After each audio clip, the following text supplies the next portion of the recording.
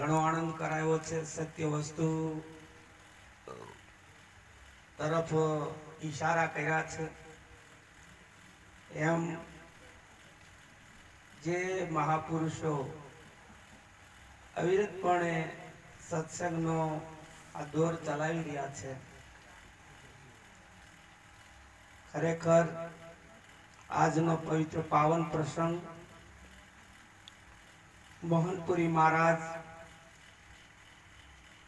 ના જે નિર્વાણ તિથિ નિમિત્તે આયના સંતો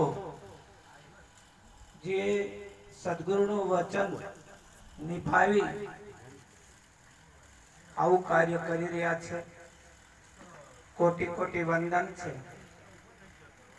અને આ પ્રસંગ હંમેશની માટે આદિ અનાદિથી સંતો ગાતા આવે છે. એનો લક્ષ્ય એક જ છે, જેને દિશા પકડાણી છે એને ભૂલ ન થાય, અને જેની દિશા નથી પકડાણી એ કોઈ શબ્દ સાંભળી અને સાચા સદગુરુની ખોજમાં લાગી જાય, એ માટેનો આ હેતુ હોય છે.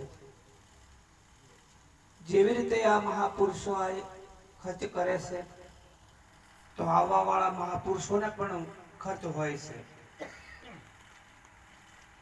જીવનની અંદર આ મજા માણવા માટેનો આ વિષય નથી.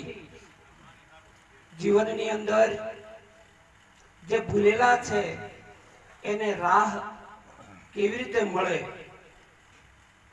કેવી રીતે એને જડતા જાય, એ માટેનો આ ભજન સત્સંગ કીર્તન હોય છે. કારણ કે મહાપુરુષો કીધું છે, કરત કરત અભ્યાસ से जड़मती होत सुजान. करत करत अभ्यास से जड़मती होत सुजान. रस्सी आवन जात है शिला पर होत निशान. और શું મહાપુરુષ કહે છે? શબ્દમાં હંમેશા તાકાત હોય છે, શબ્દમાં હંમેશા સાર છુપાયેલો હોય છે. કરત કરત અભ્યાસ છે, કાયમ અભ્યાસની જરૂર છે. જેને સદગુરુનું ચરણું શીખવાડ્યું છે, એમાં અમે તમે બધા ભેગા છીએ. બધાને કાયમ અભ્યાસની જરૂર છે. અભ્યાસ ન કરીએ તો મહાપુરુષ કહે છે કે તમારા જ ઘરમાં મૂકેલી વસ્તુ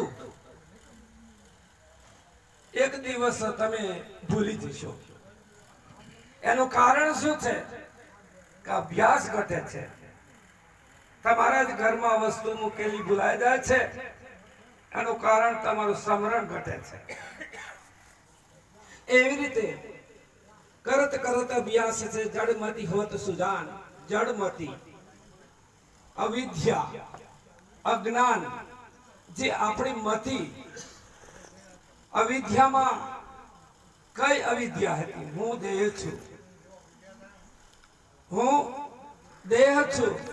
દેહ ન હોવા છતાં દેહ થઈ ગયો છે, એ અવિદ્યા છે.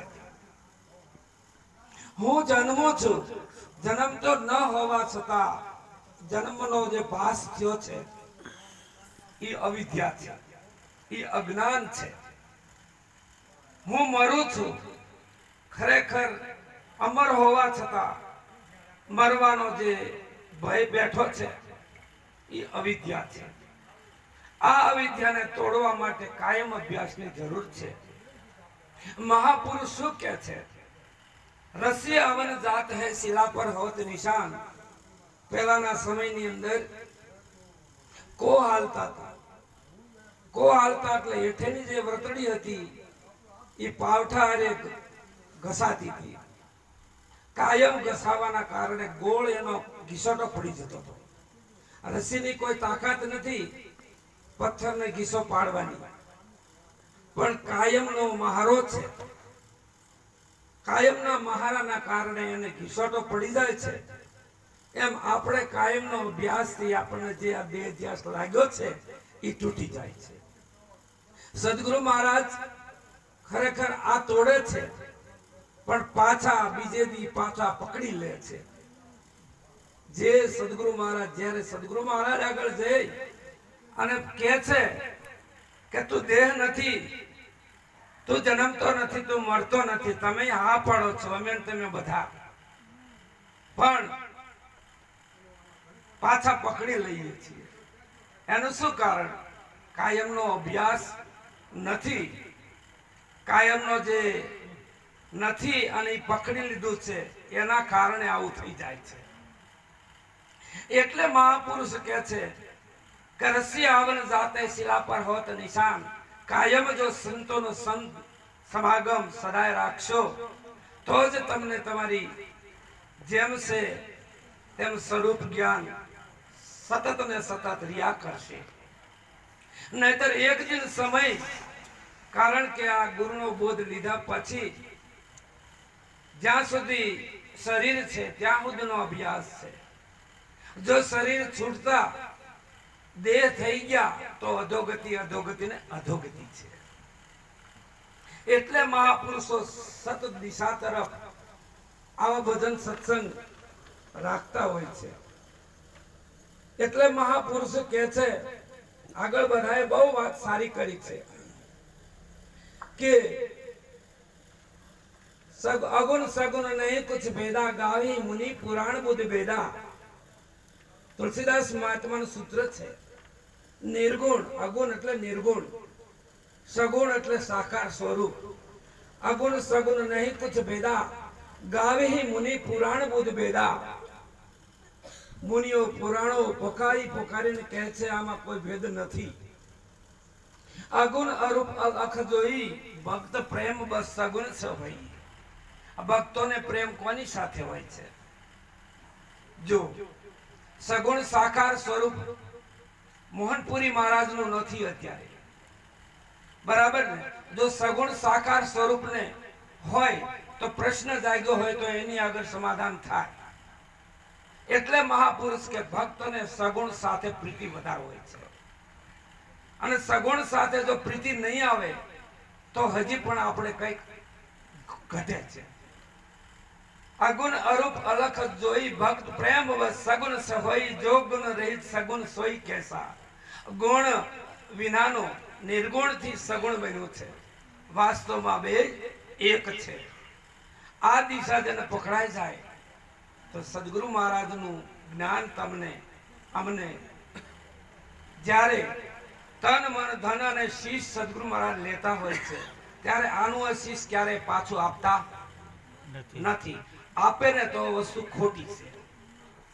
સદગુરુ મહારાજે એનું શીશ આપ્યું છે. અને એનું શીશ જો સડ્યું હોય તો વ્યાપક બ્રહ્મ સિવાય બીજું દેખાય નહીં. સગુણ રૂપ બ્રહ્મ સિવાય બીજું ન દેખાય. કારણ કે મહાપુરુષ કહે છે, હું જન્મની આંધળી મારા ગુરુએ આપી આંખ, ગુરુ ગમ અંજન આજીઓ મટી મારે સર્વે જાંખ. હું જન્મની આંધળી મારા ગુરુએ આપી આંખ, ગુરુ ગમ અંજન આજીઓ મટી સર્વે જાંખ. આંખ ખોલીને જોઈ તો ઘટ ઘટ બેઠા અલખ ધણી. ઘટો ઘટમાં મારો રામ બિરાજે, મારા પરમાત્મા બિરાજે છે. આવું ક્યારે નક્કી થાય? ગુરુની આંખ મળે તો. ગુરુની આંખથી તમને હરિ દેખાય અને તમારી આંખથી તમને જગત દેખાય, એટલો ફરક છે સાહેબ.